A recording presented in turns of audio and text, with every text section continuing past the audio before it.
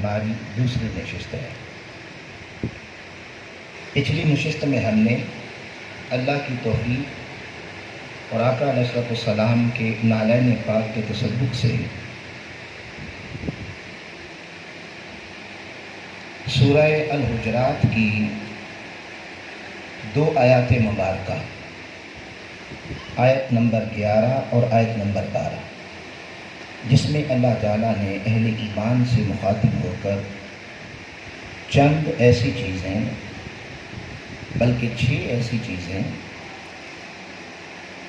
جنہیں اگر مسلمان اپنائیں گے تو آخرت کی ذلت، خواری اور دردناک عذاب وہ تو ایک جدا بات ہے، وہ تو آخرت میں ہوگا ہے، مگر اسی دنیا میں اگر ان 6 چیزوں میں سے ساری کی ساری یا چند چیزیں اگر مسلمانوں میں رہیں تو جس میں بھی ہوں گی اللہ دنیا میں ہی اسے رسوا کر دیتا ہے۔ میں نے عرض کیا تھا کہ اللہ چاہتا ہے کہ میرے محبوب کے غلام غالب ہو کر جائیں، رہبر و رہنما ہو کر جائیں، لینے والے نہیں بلکہ دینے والے ہو کر جائیں۔ اگر ان 6 چیزوں پر کو قبول کر کے انہیں اپنی زندگی سے حرف غلط کی طرح مٹا دیا جائے تو آج عالمی سطح پر جو ذلت ہے، جو خواری ہے، جو غلامی ہے، جو رسوائی ہے، یہ اثر نو پھر سے اللہ رب العزت اسے عظمت میں، اسے غلبے میں، اسے عزت میں، اسے رفعت و فضیلت اور بزرگی میں دوبارہ بدل دے گا، یہ اس کا وعدہ ہے۔ ہم نے 4 چیزیں بیان کی تھیں، جس میں پہلا تھا لا یسخر قوم من قوم، کوئی فرد واحد کے ساتھ، کوئی قبیلہ دوسرے قبیلے سے اور کوئی ذات برادری دوسری ذات سے مذاق نہ کریں، مرد مردوں سے نہ کریں، عورتیں عورتوں سے نہ کریں، یہاں سے دشمنی کا آغاز ہوتا ہے۔ یہ پہلی چیز اللہ نے معاف فرمائی، اور ہم نے اس پر تھوڑی تفصیل بتا دی تھی کہ مذاق سے مراد کیا ہے۔ ہر وہ کلمہ، ہر وہ جملہ جو آپ اپنے لیے ناپسند کرتے ہیں کہ محفل میں یا دوسروں کے سامنے آپ کو کہا جائے، بس یہ پیمانہ ہے۔ جو آپ اپنے لیے ناپسند کرتے ہیں وہ اپنے مسلمان بھائی، اپنی مسلمان بہن کے لیے بھی اسی طرح ناپسند کریں جس طرح اپنے لیے کرتے ہیں۔ پھر اس کے بعد دوسری شے تھی الزام نہ لگائیں، وَلَا تَلْمِزُوا أَنفُسَكُمْ، الزام تراشیاں نہ کریں۔ تیسری شے تھی وَلَا تَنَابَزُوا بِالْأَلْقَابِ، برے نام نہ دیں۔ یہ 3 چیزیں پہلیات میں تھیں، اور اس پر توبہ کا حکم دیا گیا، وَمَن لَّمْ يَتُبْ فَأُولَٰئِكَ هُمُ الظَّالِمُونَ، جو توبہ نہیں کرے گا ان کاموں کو اللہ کا پیغام سن لینے کے بعد ان کو چھوڑنے اور ان سے ہمیشہ ہمیشہ کے لیے قائم ہو جانے کے لیے توبہ نہیں کرے گا تو پھر فَأُولَٰئِكَ هُمُ الظَّالِمُونَ، پھر اللہ پاک نے فرمایا میرے نزدیک وہ ظالم ہے۔ اور میں نے عرض کیا تھا کہ جب بندہ ظالم و شمار ہو جائے تو وَاللَّهُ لَا يَهْدِي الْقَوْمَ الظَّالِمِينَ، کہ ظالموں کو اللہ ہدایت نہیں دیتا۔ اللہ ہمیں اپنی پناہ میں رکھے اور ظالموں میں شمار نہ فرمائے۔ چوتھی چیز اگلی آیت میں تھی، یا ایھا الذین آمنوا، اے ایمان والو، اجتنبوا کثیرا من الظن، خبردار بدگمانی نہ کرو، ان بعض الظن اثم، کیونکہ بعض جو بدگمانیاں ہیں وہ بڑے بڑے گناہ ہوتے ہیں، بلکہ ایسے گناہ بھی ہوتے ہیں جو نیکیوں کو بھی کھا جاتے ہیں، جو آپ کے سجدوں کو، آپ کی عبادت کو، آپ کی نمازوں کو، آپ کی تسبیحات کو، تحلیلات کو، نوافل کو اور کثرت عبادت اور قرآن کی تلاوت کو بھی جلا کے راکھ کر دیتے ہیں۔ اس پر ہم نے تفصیلاً گفتگو کی تھی کہ بدگمانی اس وقت ہوتی ہے جب حقیقت کا پتہ نہیں ہوتا۔ یعنی آپ سوچ لیتے ہیں کسی نیک کے متعلق، کسی اچھے بندے کے متعلق، اچھی خاتون کے متعلق، کسی مقام پہ دیکھیں یا آتا جاتا دیکھیں اور آپ کو علم نہ ہو کہ یہاں پر کیوں آیا ہے، تو پھر آپ دو رائے قائم کرتے ہیں۔ ایک رائے قائم کرتے ہیں جو اچھی ہوتی ہے، یعنی آپ یہ رائے قائم کر لیتے ہیں کہ اس گلی کا، اس بازار کا بندہ نہیں ہے، یا اس ماحول کا، اس سوچ کا بندہ نہیں ہے، کوئی مجبوری، کوئی ایمرجنسی یہاں لے آئی ہوگی۔ اسے آقا نے فرمایا حسن ظن، اور نبی پاک صلی اللہ علیہ وسلم نے فرمایا کہ مومن کی نشانی یہ ہے کہ وہ ہمیشہ حسن ظن رکھتا ہے، بدگمانی نہیں کرتا۔ اس پر پتہ نہیں، مجھے یاد نہیں کہ میں نے عرض کیا تھا کہ اب کسی سے فتویٰ لینے کی ضرورت ہی نہیں ہے کہ میں کتنا مومن ہوں، کتنا ایمان ہے میرے اندر، کتنی ایمان کی جلا ہے میرے اندر، کتنا مثبت سوچتا ہوں، کتنا منفی سوچتا ہوں۔ وہ اللہ نے ایک پیمانہ دے دیا ہے آپ کو، اور یاد رکھنے سب سے بڑا مفتی آپ کا دل ہے۔ اس دل سے بڑا مفتی ہے ہی کوئی۔ آپ کسی مفتی سے فتویٰ لینے کی ضرورت نہیں ہے، اپنی سوچ کو دیکھیں، اپنے خیال کو دیکھیں، اپنی رائے کو دیکھیں۔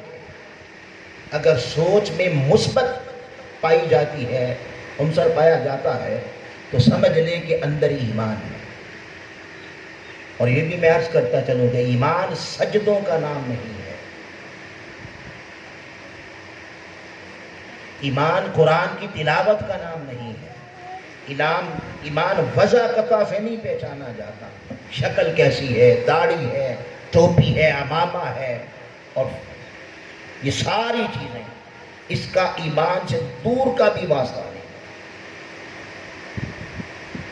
قرآن کی تلاوت کا دور کا بھی واسطہ نہیں ایمان کے ساتھ۔ میں بڑی ذمہ داری سے بات کر رہا ہوں۔ آپ کو علم ہے میں سیدی شیخ الاسلام ڈاکٹر طاہر القادری صاحب کا شاگرد ہوں۔ آپ نے فرمایا بیٹے اپنی تحقیق کر لو، پھر بات جرأت سے کرو، ٹنکے کی چوٹ پہ کرو۔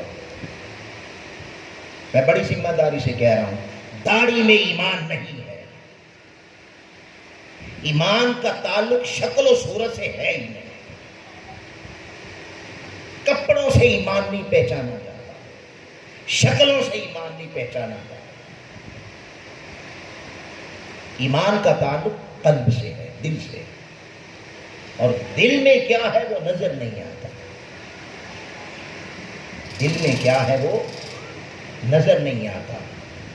لہذا اگر دل اچھا ہے، سوچ اچھی ہے، اور سوچ کے اندر اخلاص ہے، سوچ کے اندر ہمدردی ہے، سوچ کے اندر شفقت ہے، محبت ہے، پیار ہے، ایثار ہے، قربانی ہے، صبر ہے، اور شکر ہے، اور استقامت ہے، یہ سب ایمان کی علامت ہے۔ اگر سوچ مثبت ہے تو آپ مومن ہیں، اگر سوچ منفی ہے تو پھر اپنی نمازوں پر، اپنی شکلوں پر پھر زیادہ تکبر و غرور گھمنڈ نہیں کرنا چاہیے۔ اللہ اپنی حفاظت میں رکھے۔ تو ایمان کا تعلق دل سے ہے۔ اگر کوئی جاننا چاہتا ہے کہ میں کتنا مومن ہوں اور کتنا ایمان والا ہوں، تو سادہ سا کلیہ ہے، اکیلے بیٹھ جائیں اور دیکھیں کتنی مثبت سوچ رکھتے ہیں، کتنی منفی سوچ رکھتے ہیں، رائے قائم کرتے ہیں تو کتنی احتیاط کرتے ہیں۔ بس اس سے آپ کو پتہ چل جائے گا آپ کتنے ایمان والے ہیں، آپ کتنے اللہ معاف فرمائے ایمان سے خالی ہیں۔ یہ چار چیزیں میں نے عرض کی تھیں کہ بدگمانی نہیں کرنی۔ اب قربان جائیں، قرآن مجید کتنا سچا اور کتنی بڑی حقیقت کو بیان کرتا ہے۔ یہ گونج نہیں ختم ہو سکتی، گونج جوابی کتنی بڑی حقیقت کو بیان کرتا ہے۔ یعنی پہلے فرمایا کہ بدگمانی نہ کرو، اب بدگمانی کیا ہے؟ آپ کی خود ساختہ رائے، خود ساختہ سوچ. جیسے میں نے مثال دی تھی کہ کوئی شریف آدمی، کوئی نیک آدمی، کوئی حاجی صاحب، کوئی علامہ صاحب، کوئی چودھری صاحب علی حاضر القیاس نیک شخص تھا، لوگ اس کی عزت کرتے تھے. خواتین میں ہے تو اچھی خاتون ہے، خاندان اس کی عزت کرتا ہے، اس کے ساتھ محبت کرتا ہے. تو میں نے عرض کیا تھا کہ آپ نے اس موڑ پہ پایا، اس جگہ پہ پایا جہاں عام لوگ، نیک لوگ نہیں جاتے. یا ساس ہے، باوج ہے، بہو ہے، ننند ہے، تو کیا جیٹھانی ہے، دیورانی ہے، یہ سارے رشتے جن کے جھگڑے ہمارے معاشرے میں ختم ہی نہیں ہوتے. میں نے مثال دی تھی کہ 2 بجے ایک دن نکلی، دوسرے دن نکلی، تیسرے دن نکلی، ساس نکلی یا بہو نکلی، ایک ہی وقت میں 2-3 دن نکلی. اب وہ شخص وہاں کھڑا کیوں تھا آپ کو نہیں علم، آپ جانتے نہیں آیا کیوں. اب وہ خاتون گھر میں اتنے بجے کیوں گئی، کہاں گئی، آپ کو علم بھی نہیں ہے. تو اس پر میں نے عرض کیا تھا آپ 2 رائے قائم کریں گے نا. خواتین تو یہی رائے قائم کرتی ہیں بھئی ہمارے لیے بس جادو کروانے گئی، مجھے ہی کچھ کروانے گئی ہے بس. یہ آپ نے سوچا ہے. اس بیچاری کو چاہے علم بھی نہ ہو، یا آپ کہتے ہیں بڑے چودھری صاحب، حاجی صاحب یہاں کھڑے ہیں، بڑے لوگ اس کی عزت کرتے ہیں، بڑے ہاتھ چومتے ہیں، بڑی ادب کرتے ہیں. آج پتہ چلے گا کہ دیکھو نا کدھر کھڑے ہیں. یہ سوچ آپ کی ہے، ان کو تو بیچاروں کو ہی نہیں. جب آپ نے یہ منفی سوچا تو چونکہ سوچ مثبت نہیں ہے، منفی ہے، آپ نے خود کو بہت بڑی مصیبت میں مبتلا کر دیا. اور وہ مصیبت کیا ہے؟ اب آپ کیا کریں گے جب آپ نے یہ سوچ لیا کہ بڑے حاجی صاحب تھے ادھر آئے ہیں، یہ آئے ہی برائی کے لیے، یہ گئی ہی میرے لیے تھی، میرے خلاف کوئی پلان تیار ہو رہا ہے. خود ہی سوچ لیا. جب یہ سوچ لیا تو اپنی سوچ کی کو آپ اپنی یعنی تصدیق کروانے کے لیے، کرنے کے لیے یا تکذیب کرنے کے لیے کہ میری سوچ سچ ہے یا غلط ہے، غلط سوچ لیا نا. تو چونکہ سوچ تھی، اچھا آپ کو پتہ ہی نہیں ہے کہ آیا کیوں ہے، تو پھر آپ کیا کریں گے؟ پھر اس کے پیچھے لگ جائیں گے، پھر تحقیق میں لگ جائیں گے. آئے کیوں تھے، کہاں آتا ہے، کہاں جاتا ہے، کدھر آتی ہے، کدھر جاتی ہے، تحقیق میں لگ جائیں گے. یاد رکھ لیں اے انسان، اللہ نے کوئی ایسا انسان پیدا ہی نہیں کیا جس میں عیب نہ ہو، جس میں خامی نہ ہو، جس میں برائی نہ ہو، جو خامیوں کا پتلا نہ ہو. جس میں خامی نہیں ہوتی یا فرشتہ ہوتا ہے یا اللہ کا نبی ہوتا ہے. اللہ کا نبی وہ عیبدار نہیں ہوتا، اس کے پاس سب عیبدار. خدا جانے ہم میں کتنی برائیاں ہوں گی، مگر حضور علیہ السلام نے فرمایا یہ میاں بیوی کے لیے ہے یہ حدیث پاک کہ میاں بیوی کو اور بیوی میاں کو. دیکھیں نا خاندان کی گاڑی چلانے کا اللہ پاک نے کتنا حسین نسخہ دیا. آپ نے فرمایا خبردار اپنی بیوی کی خامیاں نہ دیکھو. بھئی کون سی ایسی خاتون ہے جس میں خامی نہیں ہوتی؟ پھر کون سے ایسا مرد ہے جس میں خامی نہیں ہوتی؟ آقا نے فرمایا ممکن ہے کہ بہت ساری خامیاں اس کے اندر ہوں، تو خامیوں کو دیکھتا رہے گا تو جھگڑا ہوتا ہے. یاد رکھ لیں جھگڑا ہوتا ہی اس وقت ہے جب آپ خامی تلاش کرتے ہیں. قربان جائیں آقا علیہ السلام کے، حضور نے خاندان کی گاڑی چلانے کا کتنا پیارا نسخہ دیا. آپ نے فرمایا خامی نہ دیکھ، ممکن ہے اس میں کوئی خوبی ایسی ہو جو تمہیں پسند ہو، خوبی دیکھو. اب خوبی دیکھنا ایک ایسی اچھی چیز ہے کہ اگر آپ خوبی دیکھیں گے تو ایمان آپ کے اندر پیدا ہوگا. آپ کی اپنی طبیعت راحت والی ہو جائے گی، آپ کی اپنی طبیعت سے پریشانیاں اور قسم قسم کی سوچیں یہ سب ختم ہو جائیں گی جب آپ مثبت سوچتے ہیں، اچھائی دیکھتے ہیں۔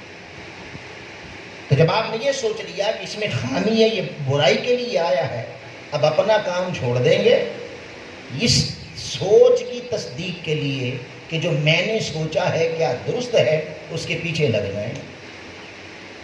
اس پر اللہ پاک نے 5ویں چیز بتائی کہ خبردار، پہلے تو تم بدگمانی سرے سے کرو ہی نہ، اور اگر بدگمانی کر بیٹھے ہو تو پھر اگلا کام نہ کرنا۔ وہ کیا؟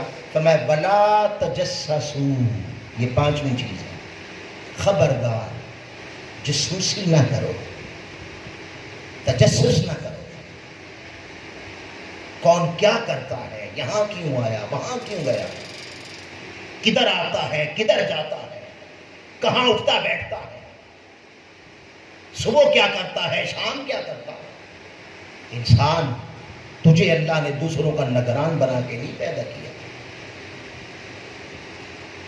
تجھے اس لیے پیدا نہیں کیا کہ دوسروں کی خامیاں تلاش کرتا ہے، تجھے اس لیے بنایا نہیں ہے کہ تو دوسروں میں برائیاں تلاش کرتا ہے۔ یاد رکھ لیں، اللہ مجھ سے نہیں پوچھے گا کہ یہ کیا کرتے ہیں، یہ مجھ سے سوال ہی نہیں ہوگا۔ یہ نہیں پوچھے گا کہ فلاں کیا کرتا تھا یا فلاں کیا کرتی تھی، اللہ یہ پوچھے گا تو کیا کرتا تھا۔ اپنا حساب دے، دوسرے کو میں پوچھ لوں گا۔ لہٰذا وہ جس کام کے لیے بھی آیا ہے یا جس کام کے لیے گئی ہے، اچھے کام کے لیے گئی ہے تو اللہ سے جزا پائے گی، برے کام کے لیے گئی ہے تو اللہ سے سزا پائے گی۔ تم اپنی روحانیت کا بیڑا غرق نہ کرو، تم اپنے اعمال کو برباد نہ کرو، دوسروں کے پیچھے لگ کے، دوسروں کی تجسس میں، جاسوسی میں ان کی عیب تلاش نہ کرو، ان کے پیچھے نہ جاؤ، ورنہ کیا ہوگا، ورنہ یہ ہوگا اول اپنا سارا وقت برباد کیا آپ نے۔ کون کیا کرتا ہے، اس پر وقت برباد کیا، اپنی سوچوں کو آپ نے منفی بنا لیا۔ اور تیسری یہ بات، پھر کون سا ایسا بندہ ہے جو پاک ہے، آپ نے جو سوچا تھا وہ برائی نہ ہوگی، ممکن ہے کوئی اور مل جائے، برائی تو ہر ایک کے اندر ہوتی ہے، تو کوئی اور برائی مل جائے گی۔ لہٰذا قرآن مجید نے فرمایا خبردار، تجسس اور جاسوسیاں اور عیب تلاش کرنا، اسے ختم کر دو۔ اگر آپ جاننا چاہتے ہیں کہ آپ کتنے ایمان والے ہیں تو آپ یہ دیکھ لیں کہ آپ کتنی برائیاں کرتے ہیں اور کتنے لوگوں کے عیبوں کو بیان کرتے ہیں اور تلاش کرتے ہیں، اس سے آپ کو پتہ چل جائے گا۔ نبی پاک صلی اللہ علیہ وسلم نے فرمایا، آپ نے فرمایا خبردار، دوسروں کے عیب تلاش نہ کرو، ولا تجسسوا، تجسس نہ رکھو، کون کیا کرتا ہے، دوسروں کے عیب تلاش نہ کرو۔ اور ساتھ ہی فرمایا اگر نہ تلاش کرتے ہوئے بھی کسی کا عیب مل جائے تو اتنے بڑے سخی اور اتنے عظیم اور اتنے غنی بن جاؤ کہ سب کچھ آنکھوں سے دیکھ کر بھی اندیکھا کر۔ جب وہ تم سے ملے تو اسے یوں محسوس ہو کہ آپ جانتے ہی کچھ نہیں۔ اس کا نام ہے مومن، اس کا نام ہے اللہ کی دوستی۔ آقا علیہ السلام معراج پہ تشریف لے گئے۔ آپ نے ہمیشہ یہ سنا ہے کہ اللہ پاک نے معراج کی شب تحفہ دیا تھا نماز۔ اللہ پاک نے ایک اور تحفہ دیا تھا، وہ کیا تھا؟ وہ یہ تھا کہ اللہ پاک نے فرمایا کہ اے محبوب صلی اللہ علیہ وسلم، تم پر نبوت ختم ہو گئی، اب آگے نبی نہیں کوئی آئے گا، کیونکہ تو نبوت کا ختم کرنے والا ہے۔ حضور نے فرمایا انا خاتم النبی، اور معنی کیا ہے خاتم کا؟ لا نبی بعدی، میرے بعد نبی کوئی نہیں ہے، یعنی اختتام نبوت۔ یہ بیان کرنے کے بعد جب یہ کہہ دیا، معراج کی شب اللہ کے حضور میں تھے، اللہ پاک نے فرمایا اے محبوب ایک تو تحفہ لے جا اپنی امت کے لیے نماز کا، دوسرا تحفہ لے جا خلعت ولایت کا، یعنی اب آگے نبوت نہیں چلے گی، آگے ولی چلے گے۔ یاد رکھیں، جس طرح غوث، کتب، ابدال، قلندر، نقبا، نجابا، اوتاد، مجددین، یہ بڑے درجے اولیاء کے، صابرین، شاکرین، یہ سارے درجے اولیاء کے جو آقا علیہ السلام کی امت میں ہیں، حضور سے پہلے کسی نبی کی امت کو ولایت کے یہ درجے عطا نہیں۔ ولایت بھی آقا علیہ السلام کی امت کو عطا ہے۔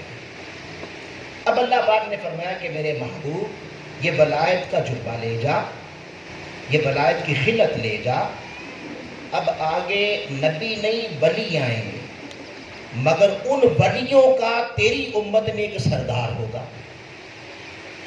اور جو سردار ہے اسے یہ خلت پہنائی جائے گی، یعنی جسے یہ خلت پہنائی جائے، امت کی ولایت کی بادشاہت کی خلت، جبہ جسے پہنایا جائے وہ تیری امت کا ولی ہوگا۔ جب تک بادشاہ ہوگا ولایت کا، جب تک اس کی مہر نہیں لگے گی، کوئی ولی نہیں بنے گا۔ اور ساتھ ہی فرما دیا کہ اے میرے محبوب، یہ چاروں یاروں میں سے ایک کے لیے، عمر فاروق ابوبکر صدیق کے لیے ہے، عمر فاروق کے لیے ہے، عثمان غنی کے لیے ہے، علی کے لیے۔ اور ساتھ ہی فرما دیا کہ یہ سوال کرنا، جو یہ جواب دے گا، یہ خلت ولایت اسے پہنا دینا۔ آقا علیہ السلام تشریف لے آئے۔ جب تشریف لے آئے، چاروں یاروں کو بلا لیا، بٹھا لیا اور مدعا بیان کر دیا کہ اللہ نے امت کی ولایت کی بادشاہت کی خلت کا جبہ دیا ہے، اور یہ تم چاروں میں سے کسی ایک کے لیے ہے۔ اب آقا نے سوال کیا، اے ابوبکر صدیق، اگر آپ کو پہناؤں تو آپ کیا کریں گے؟ رسول اللہ صلی اللہ علیہ وسلم نے جب یہ پوچھا تو صدیق اکبر رضی اللہ تعالیٰ عرض کرتے ہیں، یا رسول اللہ، اگر امت کی ولایت کی بادشاہت کی خلعت مجھے پہنائی جائے تو میں ساری زمین کو صداقت سے بھر دوں گا، سچائی سے بھر دوں گا۔ آقا نے فرمایا صدقتا، آپ نے سچ کہا، ہیں جو صدیق اکبر۔ پھر پوچھا، عمر فاروق، آپ کو پہناؤں تو کیا کرو گے؟ آقا علیہ السلام نے فرمایا، جب یہ پوچھا تو حضرت عمر فاروق رضی اللہ تعالیٰ عرض کرتے ہیں، یا رسول اللہ، اگر امت کی ولایت کی بادشاہت کی خلعت مجھے پہنائی جائے، میں ساری زمین کو انصاف اور عدل سے بھر دوں گا۔ حضور نے فرمایا صدقتا، آپ نے سچ کہا، ہیں جو عادل۔ پھر پوچھا، عثمان غنی، اگر آپ کو پہناؤں تو آپ کیا کریں گے؟ عرض کی، یا رسول اللہ، میں ساری زمین کو حیا اور غنا سے بھر دوں گا، سخاوت سے بھر دوں گا۔ صدقتا، ہیں جو غنی حیا کے کہہ کر۔ اب باری آئی حضرت مولا علی کی۔ پوچھا، اے علی، اگر امت کی بادشاہت کی ولایت کی بادشاہت کی خلعت آپ کے زیب تن کر دوں تو علی آپ کیا کریں گے؟ قربان جائیں، حضرت مولا علی فرماتے ہیں، یا رسول اللہ، اگر امت کی ولایت کی بادشاہت کی خلعت علی کے زیب تن کی جائے تو علی لوگوں کے عیبوں پہ پردے ڈال دیں، عیب چھپا دیں۔ گویا اللہ کی ولایت سجدوں میں نہیں، اس گمان سے باہر نکلنا چاہیے۔ آپ کا ٹکٹ ٹھیک نہیں ہو رہا، ابھی آواز ٹھیک کریں گے، ٹھیک نہیں ہو رہا، اسٹوڈنٹ ٹھیک کریں۔ حضرت نظام الدین اولیاء رضی اللہ تعالیٰ عنہ، یہ مرید ہیں حضرت بابا فرید الدین گنج شکر۔ اب ان کا فاصلہ بہت زیادہ تھا، یہاں سے انڈیا سے ملنے جاتے ادھر تو 20 دن لگتے تھے جانے کے لیے، مگر ایسے مرید صادق تھے کہ آپ جانتے ہیں اس دور میں پریس تو ہوتا نہیں تھا، لہذا یہ قلم دوات لے جاتے، بابا صاحب جو فرماتے حضرت نظام الدین اولیاء لکھتے رہتے، اور 56 مجلسیں آپ نے حضرت بابا فرید الدین شیخ الاسلام گنج مسعود رضی اللہ تعالیٰ عنہ کی لکھی. پھر ان 56 مجلسوں کو ترتیب دے کر کتابی شکل دی اور اس کتاب کا نام رکھا راحت القلوب، دلوں کی راحت. اور ان کی کتابوں میں اس کا شمار ہوگا. اس میں وہ لکھتے ہیں، حضرت نظام الدین اولیاء فرماتے ہیں کہ میں ایک مجلس میں حاضر ہوا تو ولایت کسے کہتے ہیں، درویشی کیا ہوتی ہے. ہمارے ہاں درویش ہو جاتا ہے داڑھی رکھ لیتے، ہمارے ہاں ٹوپی پہنی اور بڑے بڑے بال. درویشی من کے حال کا نام ہے. انسان کی سوچ درویشی ہے. اور یاد رکھ لیں، انسان نہیں عظیم ہوتا، اس کی سوچیں، اس کے آئیڈیل اور اس کی منزل اور اس کا اپنی زندگی کا تعین وہ اسے عظیم بنا دیتا. اس خمار سے نکلنا چاہیے. فرماتے ہیں بابا فرید الدین گنج شکر رضی اللہ تعالیٰ عنہ بتا رہے تھے درویش کون ہوتا ہے اور ولایت کیسے ملتی ہے. اور اس موضوع کے تحت یہ حدیث سنائی. یہ حدیث سنائی کہ شب معراج اللہ نے ولایت کی بادشاہت کی خلقت دی. یہ حدیث سنائی. جب اس مقام پہ پہنچے کہ آقا نے پوچھا اے علی اگر جبہ تمہیں پہنا دوں تو کیا کرو گے، تو حضرت علی کے جواب پر فرماتے ہیں بابا صاحب کی آنکھوں میں آنسو، زبان تھر تھرانے لگی اور فرمانے لگے. علی نے کہا یا رسول اللہ اگر مجھے ولایت کی خلق پہنائی جائے تو میں لوگوں کے عیب چھپاؤں گا. یہ فرمانے کے بعد حضرت بابا فرید الدین گنج شکر فرماتے ہیں ہم ولایت اللہ کی دوستی سجدوں میں تلاش کرتے رہے. آج پتا چلا ولی وہ بنتا ہے جو لوگوں کے عیب چھپاتا ہے. ولایت اسے ملتی ہے جو لوگوں کے عیب چھپاتا ہے. اللہ کی دوستی اتنی آسانی سے نہیں ملتی. خدا کی قسم دل اتنا بڑا کر لو، اتنا بڑا کر لو کہ آنکھوں سے دیکھ کر بھی اندیکھا کرو. یہ اللہ کی سنت ہے. تخلقوا باخلاق اللہ، حضور نے فرمایا اللہ کے خلق کو اپناؤ. صبغۃ اللہ، اللہ کا رنگ ہے. فمن احسن من اللہ صبغہ، اللہ کے رنگ سے بھی کسی کا بہترین رنگ ہے. اور اس کے رنگوں میں سے ایک رنگ یہ ہے تو جانتا ہے کہ میں کیا کرتا ہوں، کیا بولتا ہوں، دھوکہ دے رہا ہوں، سچ بول رہا ہوں، جھوٹ بول رہا ہوں. بند کمرے میں کیا کیا ہے وہ سب جانتا ہے.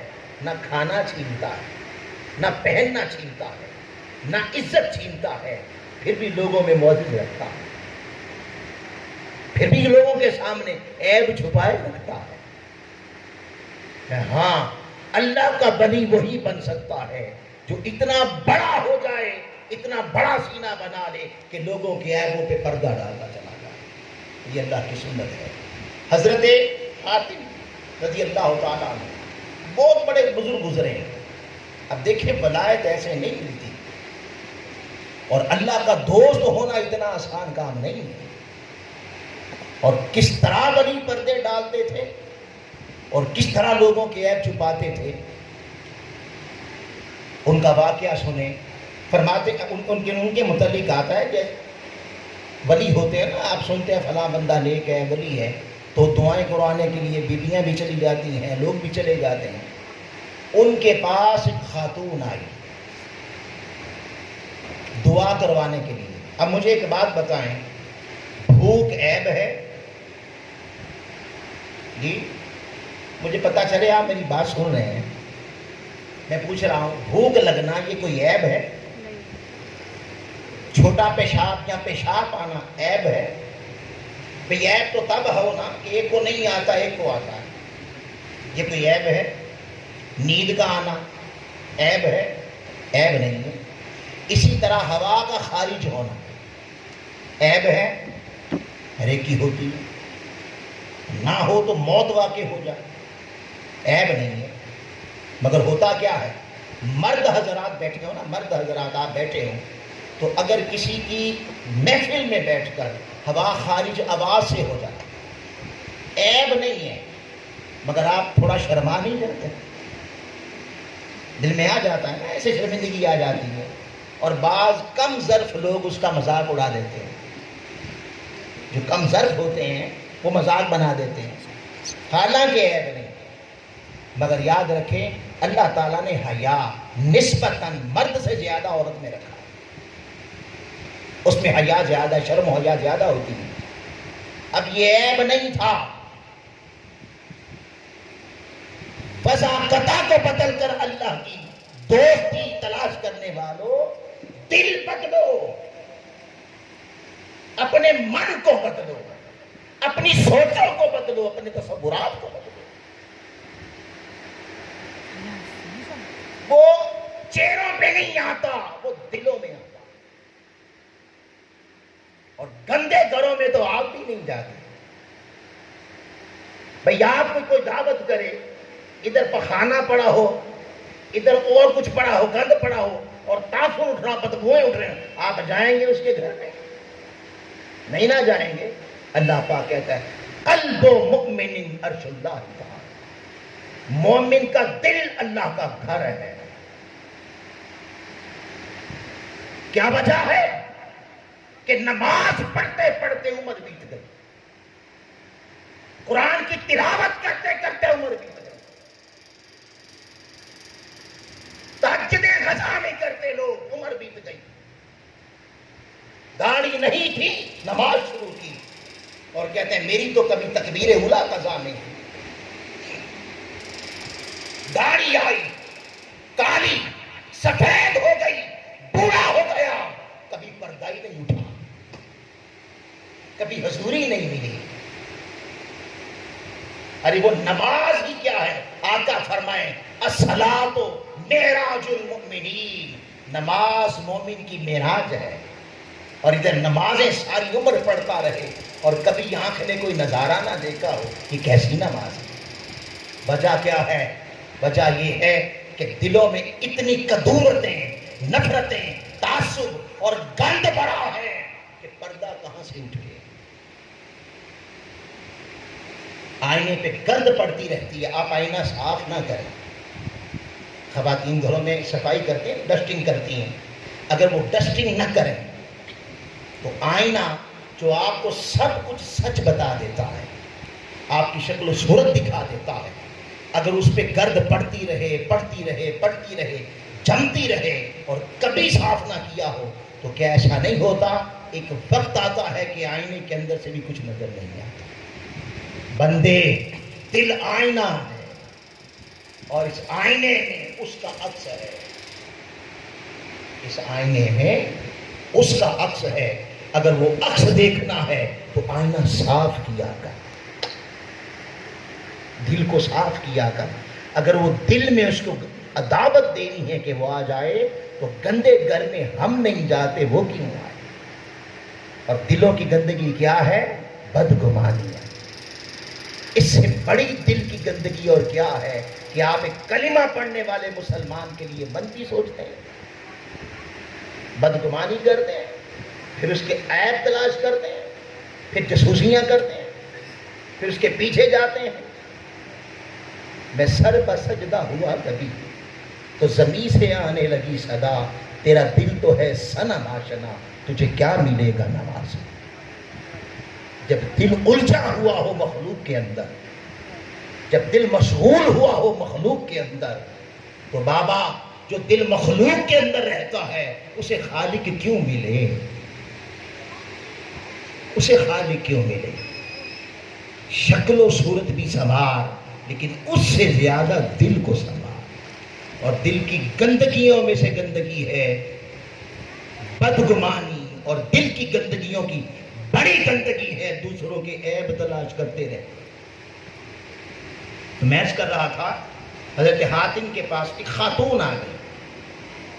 اب وہ خاتون جب قریب آئی، ان کے قریب آئی، ہائے ہائے سبحان اللہ، ارے ولی ایسے ہوتے ہیں، چہروں سے نہیں ولی بنتے، ولی دلوں کی عظمت سے بنتے۔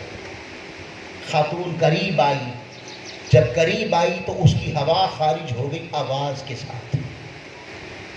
اب جب آواز کے ساتھ ہوئی تو وہ شرما گئی، کہ انہوں نے سن لیا، چہرے پہ حیا آ گیا، شرمندگی ہو گئی، اور آپ نے سن بھی لیا اور دیکھ بھی لیا۔ دیکھے نا کوئی شرمندہ ہو تو چہرہ نہیں بتا دیتا شرمندہ ہو رہا ہے۔ سبحان اللہ، بلی اسے کہتے ہیں۔ وہ قریب آئی، حالانکہ عیب نہیں تھا، مگر اس کے دل میں شرمندگی پیدا ہو گئی تھی، اور پیدا ہو رہی تھی میری وجہ سے۔ حضرت حاتم کہ اب یہ میرے پاس آئے گی تو شرمندہ ہوگی، میرے پاس آنے سے شرمندہ ہوگی۔ اس شرمندگی سے بچانے کے لیے، اس شرمندگی سے بچانے کے لیے عمل کیا کرتے ہیں؟ وہ قریب آئی، اس نے آ کے کہا السلام علیکم۔ جب کہا نا السلام علیکم تو قربان جائے کیسے پردہ ڈالا، کان پہ ہاتھ رکھ لیے، یوں کان پہ ہاتھ رکھ کے کہتے ہیں کیا؟ ہائے ہائے، وہ کہتی ہے السلام علیکم، آپ کہتے ہیں ذرا اونچی بولو۔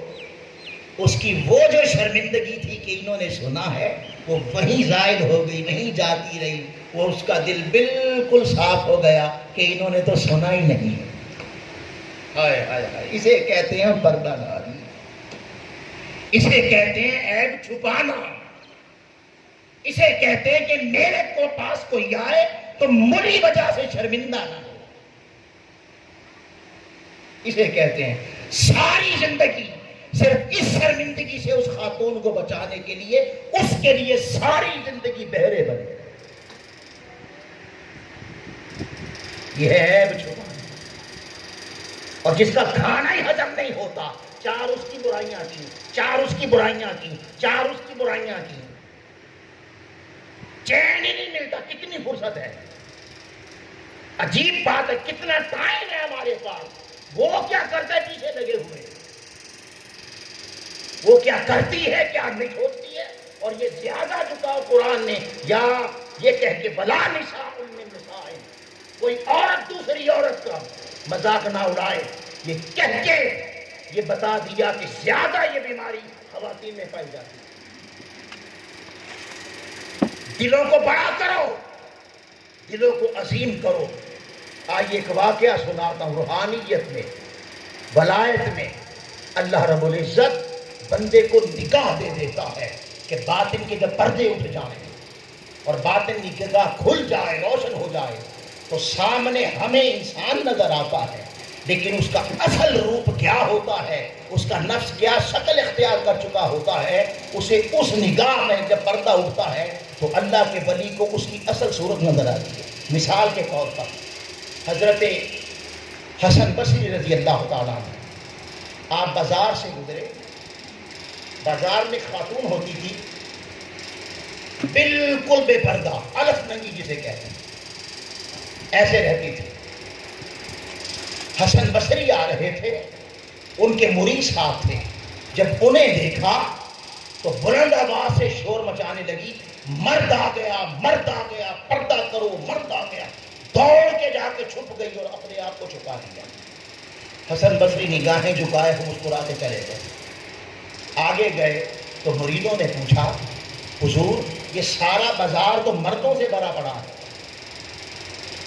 یہ بازار کے اندر رہتی ہے، پردہ نہیں کرتی، اور جب آپ آئے تو کہتی ہے مرد آ گیا، مرد آ گیا، اور دوڑ کے جا کے چھپ گئی اور اپنا پردہ کر لیا، اپنے آپ کو چھپا لیا۔ یہ کیا ہوا؟ حسن بصری نے فرمایا دراصل یہ مجذوبہ ہے، یہ اللہ والی ہے، اور اللہ نے اس کے باطن کی نگاہ روشن کر دی ہے۔ اسے دکانوں پہ کوئی بچھو نظر آتا ہے، کسی کے اندر مکاری ہے تو سانپ نظر آتا ہے، کسی کے اندر خود پسندی تفاخر گمانڈ غرور ہے تو مور نظر آتا ہے، کوئی حرام کھاتا ہے تو کپا نظر آتا ہے، کوئی شہوت اندر رکھتا ہے، بے حیائی رکھتا ہے تو مرغا کتا نظر آتا ہے، کوئی ریچھ ہے، کوئی سانپ ہے، کوئی بندر ہے، اور بندروں اور سانپوں سے شریعت میں پردہ نہیں ہے۔ بندروں اور سانپوں سے شریعت میں پردہ نہیں ہے، چونکہ اس کی باطن کی نگاہ کھلی ہے۔ اسے سارے بازار میں بندر، کتے، بھیڑیے، شیر اور سانپ، بچھو نظر آتے ہیں، لہذا یہ پردہ نہیں کرتی۔ اور جب اصلی مرد آیا جس کا بھی مرد تھا. جب وہ آیا تو کیونکہ شریعت نے مرد سے پردہ قرار دیا ہے، وہ دوڑ کے جا کے مرد نے پردہ کر لیا. تو ولایت میں مقام آتا ہے کہ بندے کی نگاہ روشن ہوتی ہے اور ولی دیکھتا ہے کہ میرے سامنے انسان کھڑا ہے، ہمیں انسان نظر آتا ہے مگر اس کی نگاہ دیکھتی ہے کوئی سانپ ہے، کوئی بچھو ہے، کوئی کتا ہے، کوئی بھیڑیا ہے، کوئی کبا ہے، کبوتر ہے، کوئی مور ہے. ایک شیخ تھے، انہوں نے اپنے مرید سے کہا کھجوریں لاؤ. غالب ابراہیم ادم رضی اللہ تعالیٰ مرید سے کہا بازار سے کھجوریں لاؤ. اب مرید نے پیسے پکڑے اور چلنے لگا تو پیچھے سے آواز دے کے کہتے ہیں کسی انسان سے لانا. مرید کو بڑا تعجب ہوا، پلٹا. اس نے کہا حضور کتے تھوڑی بیچتے ہیں کھجوریں، بھائی جانور تھوڑی بیچتے ہیں کھجوریں، انسان ہی بیچتے ہیں نا. جب یہ کہا تو آپ نے کیا کیا، اس شیخ نے حضرت ابراہیم ادم غالب رضی اللہ تعالیٰ انہوں نے اپنی ٹوپی اتاری اور اس کے سر پہ رکھ دی. جب ٹوپی سر پہ رکھی تو اس کی باطن کی نگاہ روشن ہو گئی. وہ جو ہی بازار میں داخل ہوا تو کہیں شیر بیٹھا ہے، کہیں سانپ بیٹھا ہے، کہیں کتا بیٹھا ہے، کہیں ریچھ بیٹھا ہے، کہیں سانپ بچھو بیٹھے ہیں. ہر کسی کی وہ حالت ہوتی ہے جو اس کا نفس اختیار کر چکا ہوتا ہے. اب وہ کانپ رہا تھا کہ پورے بازار میں انسان ہی کوئی نہیں. وسط میں گیا، ایک نوجوان بیٹھا ہوا ہے زمین پہ، کھجوریں رکھی ہوئی ہیں اور زنگریں جھکائے بیٹھا نوجوان بیٹھا ہوا ہے. اسے کہتا ہے کھجوریں دے دیں. وہ کھجوریں دی، واپس آیا، پسینے چھوٹے ہوئے تھے. کھجوریں دیکھ کر ٹوپی اتار کے کہتا حضور یہ اپنے ہی پاس رکھیں. خود کانپ رہا تھا، کہتا ہے حضور اپنے پاس ہی، آپ کو مبارک ہو. آپ نے پوچھا کیا ہوا؟ میں آپ کی ٹوپی کیا پہنی؟ انسان نظر ہی کوئی نہیں آیا. سارا بازار تو بچھوؤں سے بھرا ہوا ہے، سارا بازار تو بھیڑی اور کتوں سے بھرا ہوا ہے. ایک ہی مرد تھا، وہ زمین پہ بیٹھا نظر آیا، اسے کھجوریں لے کے آیا. اس واقعہ کا یعنی یہ جو میں آپ کو بات بتا رہا ہوں یہ بیان قرآن مجید میں بھی ہے. وَإِذْ قَالَ إِبْرَاهِيمُ رَبِّ أَرِنِي كَيْفَ تُحْيِي الْمَوْتَىٰ. ابراہیم نے کہا مولا مجھے یہ بتا تو کس طرح زندہ کرتا ہے، کس طرح موت دیتا ہے. أَوَلَمْ تُؤْمِنْ، تیرا ایمان نہیں ہے؟ قَالَ بَلَىٰ وَلَٰكِنْ لِيَطْمَئِنَّ قَلْبِي. جب آنکھوں سے دیکھ لوں گا تو پھر دل کو اطمینان مل جائے گا، نفس مطمئنہ مل جائے گا. اس پر اللہ پاک نے فرمایا فَخُذْ أَرْبَعَةً مِنَ الطَّيْرِ. ایسا کر 4 پرندے پکڑ. صوفیانہ تفسیر میں کہتے ہیں وہ جو 4 پرندے تھے، وہ 4 پرندے، ایک کوا تھا، ایک مور تھا، ایک کبوتر تھا اور ایک مرغا تھا. یہ 4 پرندے تھے. اب انہوں نے کیا کہا، رب ارنی انظر، رب ارنی کیف تحیی الموت. وہ چاہتے ہیں باطنی نظارہ کرو، باطن کی نگاہ کھلے، حضوری والی نگاہ ملے. نظارہ کرنا چاہتا ہوں تیری کائنات ہے کیا. مولا دکھا اس کائنات کا یہ سارا دھندا کیسے چلتا ہے، کس طرح زندگیاں ملتی ہیں، کس طرح موتیں ملتی ہیں، میں یہ نظارہ کرنا چاہتا ہوں. تو اللہ پاک نے فرمایا 4 پرندے پکڑ. اس کی ظاہرانہ تفسیر تو یہ ہے کہ وہ 4 پرندے مرغا، کبا، کبوتر اور مور تھا. یہ تو ظاہری تفسیر ہے. مفسرین صوفیانہ کہتے ہیں مرغے سے مراد بھی انسان تیرے اندر خواہش ہے جو جن سے مخالف کی رغبت ہے. مرغے کے اندر جن سے مخالف کی رغبت نسبتاً زیادہ پائی جاتی ہے. جس سے مخالف کی رغبت، بے حیا، تصور بے حیا، خیال غلط سوچیں، گندی سوچیں، گندی نگاہ ہو تو نماز کیا ہوگی. اللہ پاک نے فرمایا ابراہیم اگر نظارے کرنا چاہتا ہے تو اس مرغے کی کیفیت کو ذبح کر.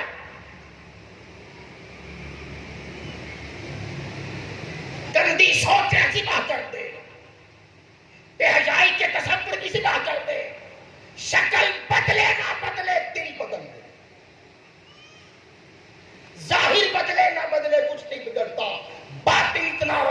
دے کہ تیرے من میں میرے سوا کوئی داخل نہ ہو۔ آج بہت بڑی سازش کے تحت اے امت مسلمان تجھے توجہ کرنی ہوگی اور اپنے اعمال کو بدلنا ہوگا۔ آج بہت بڑی سازش کے تحت حضور کی امت کے جوانوں سے نکاحوں سے حیا چھینا جا رہا ہے۔ کیا بیٹیاں، کیا بیٹے، کیا مرد، کیا عورتیں، حیا چھینا جا رہا ہے۔ سوچوں میں گندگی داخل کی جا رہی ہے تاکہ پاک دامنی نہ رہے، مثال نہ رہے اس زمین پر مصطفیٰ کے کردار کی۔ نام کا مسلم ہو، کردار کا مسلم نہ رہے۔ کعبہ آپ دیکھتے ہیں ہمیشہ گند پہ منہ مارے گا۔ کعبے کی خصلت یہ ہے وہ کبھی اچھی اور ستھری چیز پہ منہ نہیں مارتا، ہمیشہ گند پہ منہ مارے گا۔ اس سے مراد کیا ہے؟ حرص، طمع، جو آپ کے اندر حلال اور حرام کی تمیز ختم کر دے۔ اللہ پاک نے فرمایا ابراہیم اگر باطن کی کائنات کی نظارہ کرنا ہے تو اندر سے حرام کو ختم کر، تیرے پیٹ میں فاقے آئے مگر حرام کا لقمہ نہ اترے۔ آج والدین شکوہ کرتے ہیں بچہ فرما برداری نہیں کرتا، بیٹی بات نہیں مانتی۔ کیوں کرے؟ کبھی سوچا کہ جو کھلایا تھا وہ حرام ہے کہ حلال ہے؟ کبھی سوچا کس کس کا خون نچوڑ کے کھلایا ہے اسے؟ ارے نادان، اپنے گھر میں پیدا ہونے کی اسے سزا دیتا ہے۔ خود تو نے دھوکے سے، جھوٹ سے، حرام سے اپنا پیٹ پالا اور اپنے وجود کا قطرہ قطرہ حرام خون سے بنایا۔ بچے کو بیچارے کو کیا خبر کہ باپ کہاں سے لا کے دے رہا، کس بیوہ کا اور کس یتیم کا اور کس مسکین کا حق کھلا رہا ہے مجھے رہا۔ اس بیچارے کو کیا خبر، اسے دے رہا ہے۔ ارے جس کے جسم کا کی بنیاد ہی حرام پہ ہو اور جوانی تک حرام کھا کھا کے وہ پلا ہو، وہ حلال والوں کام کیسے کرے گا؟ محالستو محالستو محالستو، یہ ایسی ہی خواہش ہے۔ کوئی کیکر ہو کے خواہش کرے، یہ ایسا ہوتا ہے؟ نہیں بھئی، آپ کیکر کا بیج بو دیں اور خواہش کریں سیب نکل آئیں۔ یہ بھی بیماری پورے معاشرے میں پھیل چکی ہے۔ اور الا ماشاء اللہ پاکستانی تجارتی منڈی، انہوں نے تو عقیدہ بنا لیا ہے کہ جھوٹ نہیں بولیں گے، دھوکہ نہیں دیں گے، ملاوٹ نہیں کریں گے، مال کیسے بچے گا؟ اِنَّا لِلَّهِ وَإِنَّا إِلَيْهِ رَاجِعُونَ۔ نادان تاجر اگر مال جھوٹ کے بغیر تجارت حرام نہ چلتی ہوتی اور جھوٹ کے بغیر تجارت نہ چلتی ہوتی تو یاد رکھ اللہ کبھی مصطفیٰ کو تاجر نہ بناتا، کبھی صدیق اکبر تاجر نہ ہوتے۔ وہ بہت بڑے تاجر تھے، سچائی کی تجارت تھی۔ تیسری چیز مور میں خود پسندی ہے۔ مور علامت ہے میرے جیسا سونا ہی کوئی نہیں۔ یہ زیادہ بیماری ادھر ہوتی ہے عورتوں میں۔ ادھر اچھا نقشی دفری والا سوٹ دیکھ لیں نا کسی شادی میں، اب تو یہ آ گیا ہے جو ایک دفعہ پہنے نا ایک رواج، یعنی عجیب معاملہ ہو گیا ہے۔ قربان جائیں سید ہے کائنات کے، اور قربان جائیں ان مومنین عورتوں کے جو ساری زندگی ایک ہی دو سوٹوں میں گزار دی دنیا میں۔ اور یہاں حال یہ ہو چکا ہے ایک فنکشن میں ایک پہنا ہے تو اب دوسرا نہیں پہننا۔ یہ میری باجیاں برا نہ منائیں، بات ایسی ہے نا۔ دیکھیے آپ اگر سچ نہیں مانتے تو نہ ماننے سے سچ ہی رہتا ہے، وہ جھوٹ نہیں ہو جاتا۔ اب بتائیں، ایمان سے بتائیں، یہ بوجھ نہیں آئے گا؟ یہ مرد پہ بوجھ نہیں آئے گا کہ اس شادی میں یہ پہنا ہے؟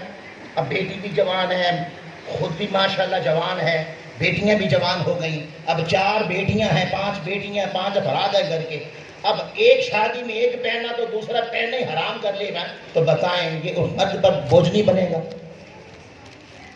اب جب مرد پر بوجھ بنے گا وہ کیا کرے گا؟